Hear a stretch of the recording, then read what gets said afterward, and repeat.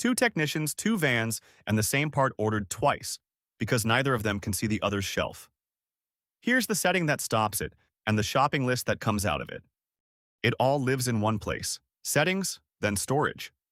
Everyone on the team who keeps a warehouse of his own is listed here with a color marker, and each one gets two switches. Share means the rest of the team can see what's on his van. Receive means he can see theirs. Turn them on for the people who actually swap parts and save. On the same screen sit the suppliers you actually buy from. Encompass, Marcone, Partstown, whoever it is. So a part on the list can carry the shop it comes from. And the threshold, how few pieces have to be left before a part puts itself on the shopping list. That's the setup. Now inventory. Stock on hand on the left, and on the right the shopping list. 12 items to buy, each one already down to its last piece.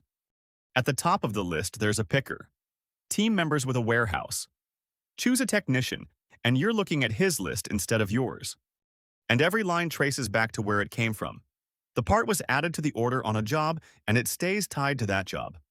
So one person does the buying for the whole team out of one list, and the same blower wheel doesn't get ordered twice.